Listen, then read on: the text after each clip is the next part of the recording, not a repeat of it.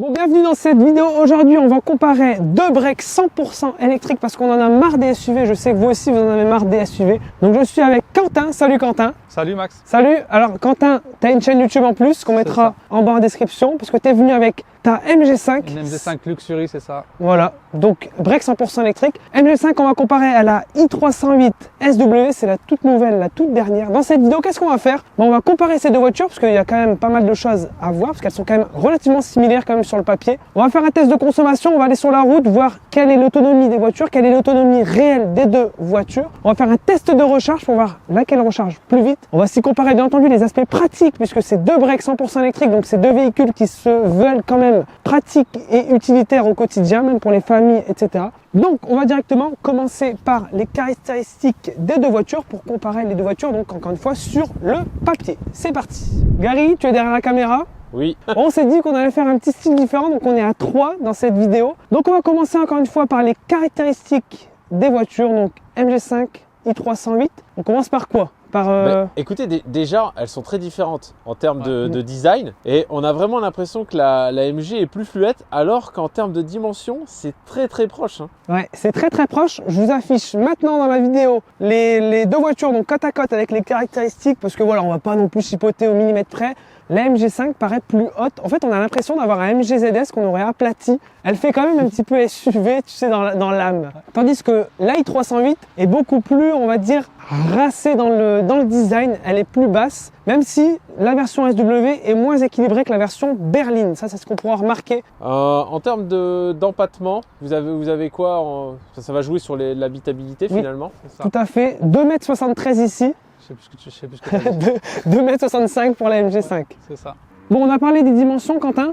Ouais. Maintenant, le poids. Avant de nous parler des caractéristiques électriques, la puissance, la batterie, etc., on va parler de poids pur. C'est intéressant quand même d'en parler. Ouais, je pense qu'il y a une petite différence assez notable. Petite différence. Donc toi, combien elle pèse ta voiture? Moi, elle pèse 1562 kg précisément pour 61 kWh de batterie. Ok, ben moi, elle pèse 1791 kg. Au niveau de la batterie, ça joue quand même et c'est là que c'est intéressant. Parce que moi, j'ai une batterie plus petite, elle fait 54 kWh brut, mais la voiture est plus lourde. Parlons de la puissance pour les comparer, quand même, avant de parler des tarifs, parce que ça va être un point vachement intéressant. Elles sont comparables, d'autant plus qu'elles ont la même puissance. C'est ça, 156 chevaux. Voilà, 156 chevaux pour les deux voitures, mais il y aura une petette nuance, et c'est là que je sors mon anti-sèche. C'est le couple, ouais. Ça sera le couple. Tu as 20 Nm de plus que moi, parce que moi j'ai 260 et toi 280. C'est ça.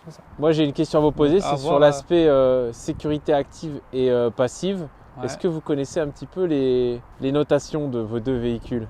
Alors moi je me suis pas renseigné, je t'avoue, mais toi tu m'en as parlé tout à l'heure. La 308 est notée 4 étoiles au crash test Euro NCAP, alors que la plupart des MG, on n'a pas trouvé sur le site NCAP finalement la notation de ce véhicule, mais les ZS, les MG4, etc. sont toutes à 5 étoiles. Ouais. Et globalement, on a des très bons résultats pour une voiture qui est fabriquée en Chine. Il n'y a clairement pas de crainte à avoir sur ça. C'est fini l'époque où les voitures chinoises se pliaient en deux sur le moindre choc et avaient limite à 0 pointé au crash test. Et je pense que c'est ça qui est assez saisissant, c'est que finalement, on a l'impression qu'aujourd'hui, les constructeurs traditionnels qui étaient réputés pour des voitures sécurisées, enfin voilà, où on n'a pas de doute à se poser, bah, finalement, on voit que les Chinois sont au même niveau. Donc on peut plus se dire, ouais, mais moi j'achète une européenne parce que je me sens plus en sécurité. Tu vois ce que je veux dire? C'est plus un critère Voilà, c'est devenu un critère minoritaire aujourd'hui finalement parce que toutes les voitures ont 4-5 étoiles. Finalement, on va plutôt se fier au prix. Ouais. Donc je reviens vers vous, vers le prix de ces deux machines. La i308 en version SW n'est disponible qu'à partir de la finition Allure. C'est-à-dire que si vous voulez une active, elle n'existe pas. Allure des 42 590 €. C'est hors bonus ça? Elle a le bonus, donc on pourra déduire les 4000 € de bonus écologique. La finition qu'on a ici, c'est pas une finition Allure, c'est une finition GT. Donc on a vraiment tout. Et en plus, on a des options en plus. Ici, on est à 45 510 € dans cette version très exactement avec la couleur optionnelle, etc. Donc voilà, c'est quand même une voiture qui coûte cher, surtout quand on regarde les tarifs de la MG5. C'est ta voiture personnelle, la MG5 d'aujourd'hui. Ouais. Et donc toi, tu l'as acheté neuve, c'est ça? On l'a acheté neuve, 30 500 € bonus déduit. Ça c'est une grosse claque.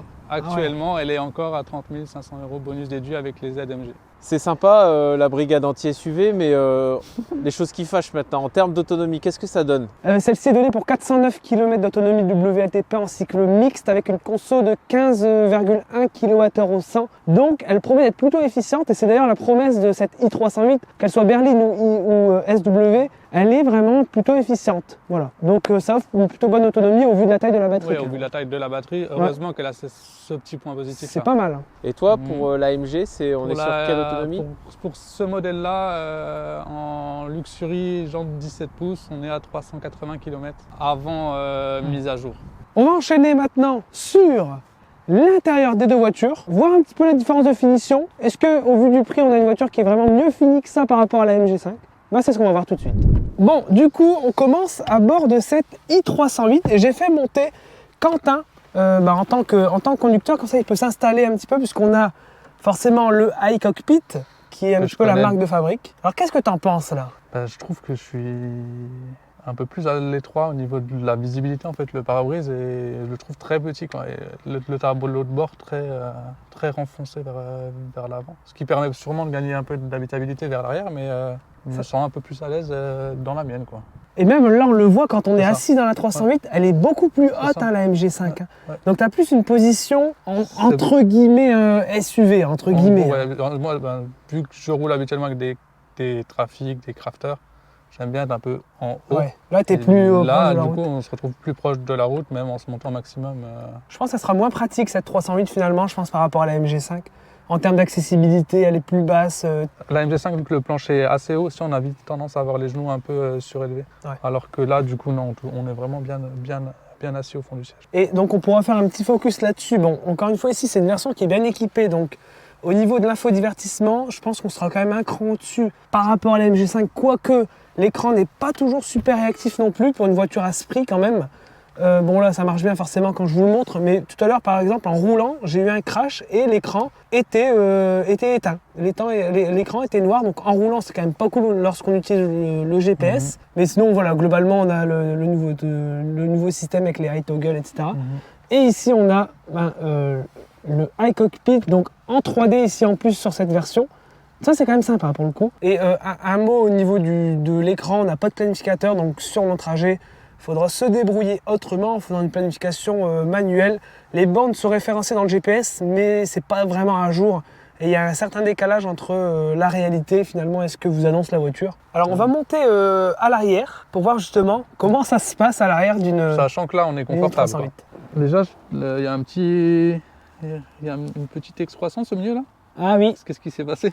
Eh ben oui, parce que comme on est sur une plateforme à multi-énergie forcément, du coup, on a toujours un petit tunnel. La place du milieu va quand même être... faut vraiment des petits si on veut monter à 3. Hein. Ouais. Moi ça va.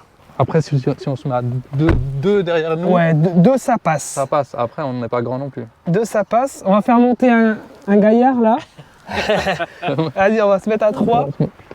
À 3. Ah, attention. À 3 pour... voilà. Parce que là je vois que déjà j'ai pas beaucoup de place pour mes petites pattes. Alors... Derrière toi, ça va passer. Par contre, à 3 sur la banquette arrière. Ouais, là sur mon trajet. Les enfants sont grands là. Heureusement que le siège est vidé sur cette partie-là. Il faudrait pas que j'ai un gaillard comme moi devant, mais après on s'organise. Hein. On change de place. Bon, montons dans la MG5. On va commencer par les sièges. Ils sont sympas les sièges. Ouais, c'est du simili-cuir, ça va. Ça a l'air moelleux et tout. C'est moelleux, c'est pratique au nettoyage. Ah ouais, rien à voir la position. Ouais, puis c'est dingue. Attends, je vais mettre au minimum. Ah, tu peux être très très bas. Ah ouais, moi j'aime bien rouler bas. Ouais, là ça va, finalement ça va. Mais on est quand même plus haut que dans la 308 légèrement. La position est plus pratique que dans la 308, ça c'est sûr et certain. On le ressent, c'est plus pratique en fait. On monte plus facilement à bord. Regardez l'espace que j'ai pour descendre, c'est énorme. C'est fou, c'est bien présenté, on voit quand même que il y a un petit cran en dessous, là, les plastiques, etc. Des plastiques, du bleu d'ancienne génération. Ouais. Tu vois que c'est un petit peu plus daté, on va dire. Et pareil, tout ce qu'on touche, ça prend les traces de doigts. Ouais. Voilà, c'est pas dramatique. Et encore une fois, c'est pas ce qu'on va rechercher en premier. L'infodivertissement, c'est celui globalement de la MG4. C'est comme la MG4. Bon, après, le reste des fonctions, on les connaît, hein, c'est relativement classique. Mais ça marche bien, c'est assez réactif. Ça marche bien, il n'y a pas de planificateur également, comme sur la 308. Donc du coup, tu disais, Gary je dis là, franchement, je suis pas à l'aise dans le sens où on sent vraiment que mes pieds sont relevés par rapport à C'est ça. l'assise. Tu vois ici Ouais. l'angle que j'ai. Le plancher est beaucoup plus haut. Quoi. J'ai l'impression d'être Pour les petites tailles, ça va un peu mieux. Quoi. d'avoir Mais- les genoux qui remontent vers les oreilles. Je me sens du coup haut par rapport à ton siège là devant. Je sais pas, C'est de devoir curieux comme baisser la tête présentation, ouais. ici. Je peux pas trop glisser si le siège est réglé trop bas. Et Après, là, ça va être pareil. Hein. je pense que là, c'est pire. Hein, si on va Ah ouais, faire- j'ai l'impression que c'est pire. J'ai l'impression que je suis un peu plus Faudrait serré, qu'on moi. mesure la largeur. Ouais, j'ai l'impression d'être plus Ah, mais serré il que prend dans la plus de place 308. ici, il prend plus de place. Ah ouais. C'est- Bah, c'est Ouais. plus petit derrière que sur la 308. je Ouais, trouve. c'est légèrement plus petit. Ouais. Mais du coup, t'as pas de tunnel, toi, Non, derrière. il y a pas Ah, de ça, c'est tunnel, quand même pas là, mal. Par contre, voilà, on Pas a de le tunnel. gain du plancher. Ouais. c'est ça. Ça, c'est cool. Parfait. Bon, bah, c'est parti. Alors, on est dans la cour des matériaux. On va faire ça un petit peu discret quand même. On va pas trop gueuler. Le but, c'est quoi? C'est de voir ce qu'on peut rentrer dans les voitures. Voir un petit peu aussi l'habitabilité. Déjà, là, on est dans la 308. Regardez. On va pouvoir rabattre la banquette. Alors, ça se fait vraiment super bien. Il y a 2 boutons. Mais on peut le faire d'ici, Ouais, hein. directement depuis là, On peut le faire d'ici, Max. Ah, mais je suis sérieux. Je Ouais. savais même pas. Ouais. Ah, bah ouais. bah, En tu un vois. seul, Ça, j'ai pas. en un Tellement tournement. puissant. Et là, on prend le petit truc. Alors oui, mais j'allais dire, qu'est-ce que tu en fais de ce truc-là? Alors, est-ce qu'on peut le ranger sous le. Là Non, là. Il y a certaines voitures où il y a un emplacement Ouais, tu peux le mettre au pied là, mais exprès. Ah ouais. Peut-être éventuellement ça peut Si passer. on peut le à mettre, ce là. niveau-là, pour pas l'abîmer. Ok. Ça nous fait un plancher quasiment plat. Hein. Ouais, là c'est vraiment pas mal. Bon là on a le truc le câble, ça c'est un peu le défaut parce qu'on n'a pas de Franco non plus. Ouais. Donc on peut De- pas le ranger. On sait pas où le foutre en On fait, sait ce pas où le truc-là. foutre. Donc Parce qu'il rentre même pas en dessous, non. Parce que même en dessous, bon Même tu en pourrais dessous, trouver voilà, un endroit, enfin, mais... Là, c'est ce que je disais à Max ici. Normalement, c'est l'emplacement pour la batterie de la PHEV. Ça a Et l'air alors, creux. ça a l'air Très très vide. creux. On se demande s'ils n'auraient pas pu profiter pour mettre les 13 kWh de la PHEV en plus, histoire d'avoir un peu plus de batterie. Donc si vous Je êtes trouve- bricoleur, on peut... Ouais, je trouve ça pas très malin de la part de Petit Ouais. kit. ces gentils. Je vous propose de mettre une planche de 3 mètres de long. On va tester Voilà, ça. ça peut être pas mal. Allez, 3 allons-y. mètres de long. On se Vous avez prend des ça. travaux à faire, messieurs ou... Allez, c'est Ouais, parti. on a une Et là petite c'est terrasse à situation faire. réelle. hein. Abonnez-vous, hein, Ah bah, parce que une regardez ce qu'on planche. fait quand même. Oh, les petits joueurs. Ouais, c'est du petit. Déjà. Bon là ça, regarde. Ah, tu veux passer ça? Alors, c'est l'avantage La de dame pas dans avoir l'écran. de levier de vitesse. Ouais, voilà. Comment taper dans le high toggle? Ouais. On va tester la Non, résistance bon. du high toggle. Donc, On pourrait peut-être moi- le glisser au pied. Ouais. Ouais. C'est pas ouf, hein. Ouais. Déjà, c'est une belle démonstration. On voit que Ouais. un petit remorque. chevron de 3 mètres là, comme ça, intéressant, c'est le seuil de chargement, il est assez bas. Ouais, très Et, pratique. c'est vraiment sûr. pratique. Et même, regarde, tu veux faire un Un petit Ouais. petit pique-nique et tout. Ouais, ouais, c'est ça c'est pas C'est mal. trop bien, regarde. T'es la assis. bonne hauteur, Ouais, et t'es un petit peu à l'abri avec l'aïe. Ouais. Ça, c'est Ok. pas mal. C'est un avantage de la voiture. Là-bas, c'est plus haut. Est-ce qu'on que t'as peut des rabattre, raccourcis, ouais, il y a est-ce pas qu'on de peut raccourci. rabattre le siège? Ah, il a pas de raccourci. Ouais, faut aller de chaque côté. Ah, faut aller de chaque Ah, côté comme c'est ça. à l'ancienne. C'est à l'ancienne. C'est marrant, ça. Puis pour avoir un plancher complètement plat, il faudrait retirer la. Mais tu la retires, tu la bascules pas? Non, tu la démontes en fait. Ah, tu la démontes. Ah oui, Ah ouais. mais là c'est physique. Voilà. Et pareil de l'autre côté, et tu la retires complètement. Ah d'accord, toi carrément tu la déboîtes. Ouais, mais je pense, est-ce que tu crois que l'utilisateur lambda va s'amuser à retirer tu sa pourrais le banquette? faire si tu sais que tu viens au. Toi c'est parce magasin que de c'est ta matériaux. voiture, tu la connais, t'as cherché et puis t'es un peu bricoleur Ouais. dans l'âme. Mais Si tu sais que tu as des choses à charger, tu peux, Ouais. avant de partir, Ouais. retirer ton. bon, généralement quand tu vas à la cour des matériaux, c'est que t'es un peu bricoleur dans l'âme. Donc là, ça se passe comment, Là, du c'est le coup petit Attends, truc. les petits boutons. Et Ah ouais, pareil, et là, par exemple, ah oui, tu du vois. coup. Ouais. Et il du faut, coup, il bien faudrait. penser à- soit retirer la piquette, soit avancer un peu le siège avant. Ah par contre, il s'avance plutôt. Ouais, par contre, c'est pas du tout plat, quoi. Comme il dit, C'est ça. regarde, c'est marrant. Absolument pas plat, quoi. Ok. Ah ouais, non, mais rien à voir. Donc là, on a un seuil assez haut de chargement. Là, tu Ouais. peux pas t'asseoir sinon sans tomber à la renverse. Moins pratique pour mettre des. Ouais, c'est beaucoup moins pratique effectivement Mais si pour tu- charger. ouais, Par contre, t'as pas peur d'y aller. là, Tu vois Oui. ce que je veux dire? Et là, je pense qu'on aura le même problème à peu près. Ouais, mais je pense qu'il dépasse plus. Après, tu vois, tu tombes aussi dans l'écran. Ouais. Il dépasse en- un peu plus parce que du coup, c'est ce qu'on disait dans l'habitabilité à l'avant. Le tableau de bord était plus renfoncé, donc du coup, Les gars, je pense qu'on va bouger. Ok. Bon, là, deuxième test. Mission numéro 1. Tu dois isoler ta. Je dois isoler mon Ton- local de ton YouTube. Ouais. Et c'est génial ce ça a format. été calculé exprès. Et- Mais c'est pour ça que je vous ai demandé de le mettre. Ah, mais j'avais- là, il y a la boîte des câbles qui va nous embêter, Ouais, je mais crois. je suis passé au-dessus. Ah non, attends, je crois que ça passe pas. Non, mais c'est pas ça qui bloque. Ah si, ouais, ça rentre au millimètre. Ah, mais on va voir, vu que ça rentre pile poil, on va voir si ça rentre dans la MG. Ouais, Au millimètre. chouette les gars, Au bravo. On n'en millimètre. prend pas deux par On contre. n'en prend pas deux, non. Non, non, Attends, non. c'est génial. C'est pratique. Ça peut passer. Ouais, je pense qu'ici c'est chaud. Ça me paraît chaud. Ah ouais, mais c'est pour ça, c'est le but du format. J'ai l'impression qu'il faudrait lever en fait, exagérément. regarde, euh, eh. Elle passe pareil. Eh, Elle passe pareil, sauf qu'il va y avoir plus d'espace en haut. Ouais, on voit ça frotte ici en bas là. ça frotte Là, un peu ici, plus. la découpe est un peu, voilà. Bon, ça Voilà. va. Eh, c'est kiff-kiff. Hein. Ouais, je préfère le mettre dans la 308, tu vois, ça fait plus. Bah, Même pour le sortir là, tu vas devoir le soulever Ouais, peut-être un ici, peu. c'est un peu Par contre, ce qui plus- m'intéresse, c'est de voir, c'est l'espace qui nous reste ici. C'est similaire. Ouais, Oh. c'est vraiment pareil, j'ai l'impression. Ouais, peut-être. Parce que oui, alors attends, Faudrait peut-être enlever la banquette, comme tu dis, pour gagner un peu Ouais, c'est en. faut en parler.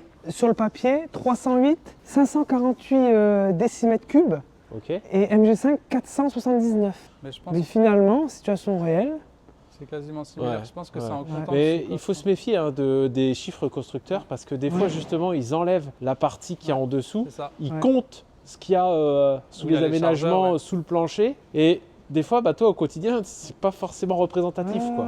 Non, c'est Mais marrant. on voit qu'en termes de volume, effectivement, les deux sur le coup. En tout cas, sur ce volume-là, c'est.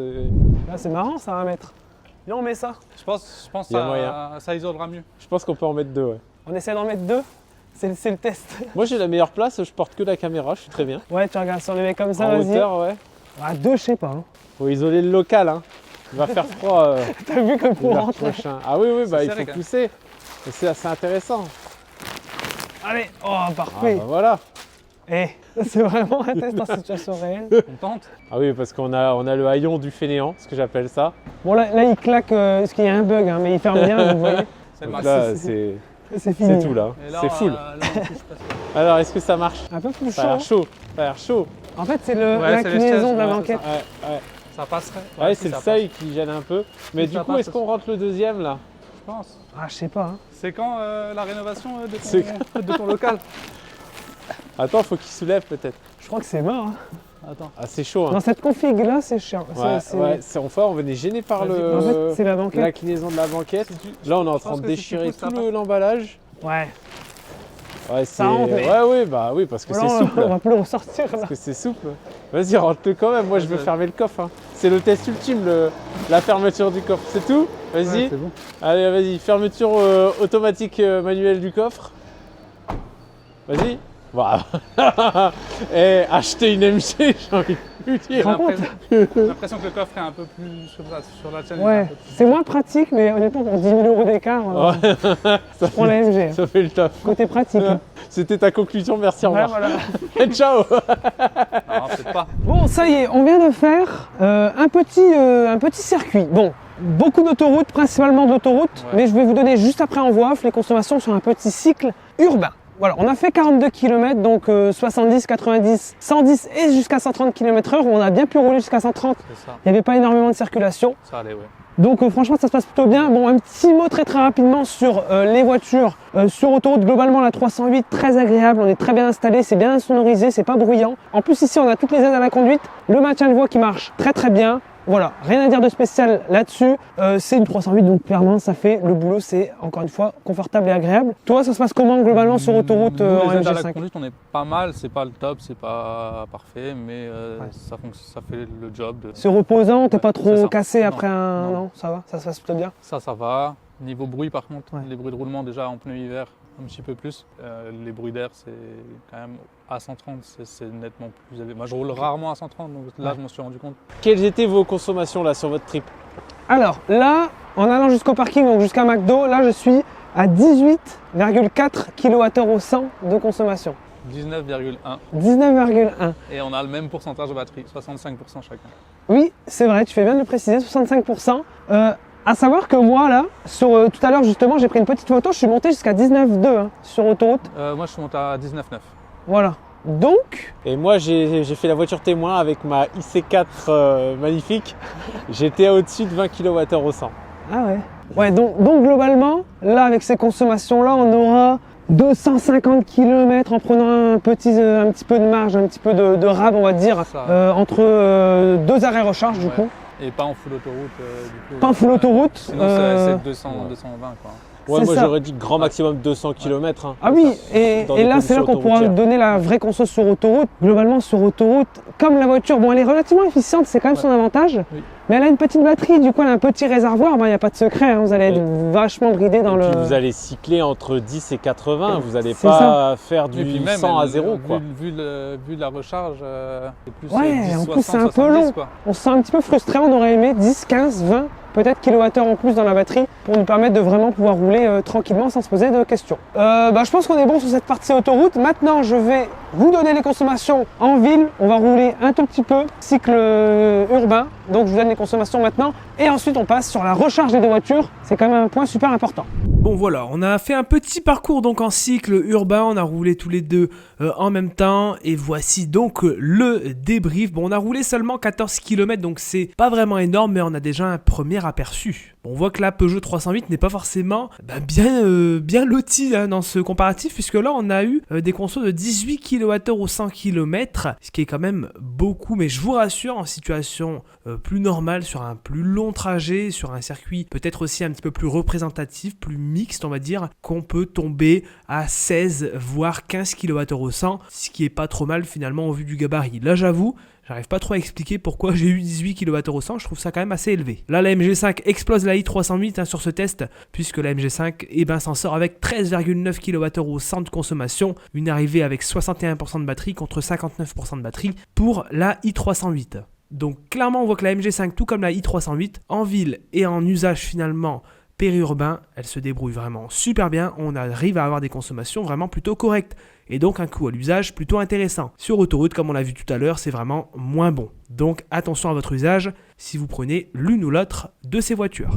Bon, cette partie je la fais un petit peu en voix off pour vous résumer notre test de recharge lors du tournage de la vidéo. Globalement, on a fait un test de recharge de 20 à 80% en même temps pour comparer donc les deux voitures. Au niveau des specs, la Peugeot 308 prend 100 kW de puissance avec sa batterie de 54 kWh de capacité brute. La MG5 n'est pas très loin finalement puisqu'elle prend, elle, 92 kW de puissance maxi sur le papier et elle a une batterie de 61,1 kWh de capacité brute, donc la batterie est plus grosse. Voilà le débrief de notre recharge, donc on a lancé la recharge exactement en même temps et on voit que la Peugeot 308 a mis simplement 27 minutes pour faire le 20 à 80%.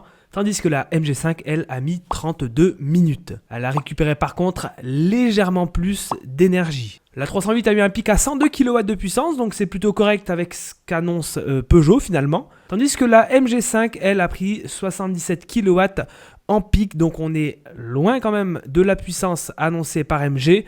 Bon, à savoir que la MG5 est un peu plus sensible au niveau des températures. Lorsque la voiture et la batterie sont un petit peu froides, on va dire que la voiture accepte un peu moins de puissance, la voiture bride un peu. Là en l'occurrence c'était le cas, la batterie n'était pas réellement à bonne température pour prendre les 92 kW. Mais je ne vais pas rentrer dans les détails, on verra que la 308 est donc légèrement plus performante là-dessus. On constatera donc qu'en situation réelle, il faudra compter sur les deux voitures un arrêt recharge compris entre 25 et 30 minutes, voire 35 minutes.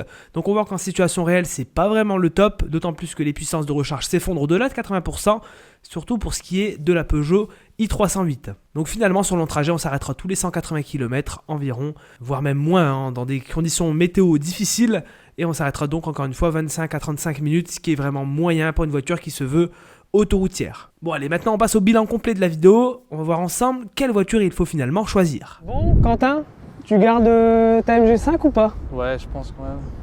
Tu gardes ta MG5? Peut-être un plaisir plus tard, mais en occasion, Ouais. pas en neuf. En fait, c'est ça sera peut-être le mot de la fin, c'est que factuellement, elle est chère. Les aspects pratiques, les consommations, l'usage réel ne justifie pas la différence de prix, l'écart de prix entre les deux. Pour moi, ce qui va justifier, c'est encore une fois la gueule de la voiture, le look. Elle a vraiment une certaine prestance, elle est jolie, elle a un look assez sportif. Encore une fois, ici, c'est une version GT, donc elle coûte cher, mais dans les versions finalement entrée de gamme, c'est déjà un petit peu plus raisonnable, on va dire, même si esthétiquement, elle est légèrement différente, notamment au niveau des optiques où ce ne sont pas les mêmes, faut le savoir. Mais voilà, donc très clairement, on l'a vu que l'écart est insignifiant. Je sais pas qu'est-ce qu'on pourrait conclure finalement. Moi j'ai un peu mon opinion sur cette question-là. Vous m'arrêterez si je me trompe. J'ai l'impression que la MG s'adresse plus à un public particulier et la 308 à un public professionnels, ça va plutôt être des voitures de flotte d'entreprise finalement, les 308, parce qu'il y a des avantages fiscaux à acheter des véhicules français et en volume assez important. Et puis derrière, il y a peut-être le côté rassurant du réseau Peugeot, si je puis dire, bien que je trouve que MG ont un beau réseau aujourd'hui, peut-être la dispo des pièces détachées éventuellement. À part voilà, les entreprises qui pourraient justifier un succès de la 308, donc qui serait payé hors taxe, ce qui permettrait d'alléger. C'est ça le problème aussi, c'est comme on dit, l'écart entre les deux n'est pas forcément énorme. La 308, elle est très moyenne sur long trajet. Enfin vraiment... Ah mais clairement, c'est le problème des voitures du groupe Stellantis.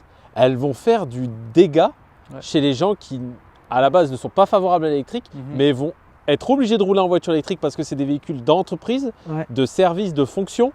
Et c'est ça que je crains parce que les produits sont jolis, mais clairement sont beaucoup trop justes en batterie, quoi.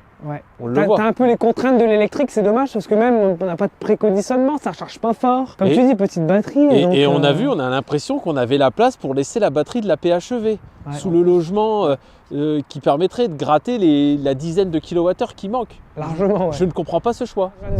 Bon, vous vous mettez au milieu, vous faites le petit message de fin. N'hésitez pas, c'est tout simple. Je pense qu'on va être bon. N'hésitez pas à regarder les autres vidéos donc disponibles sur la chaîne, allez voir la chaîne de Quentin. Et moi je vous dis à la prochaine dans une prochaine vidéo. C'était Max. Ciao. Salut.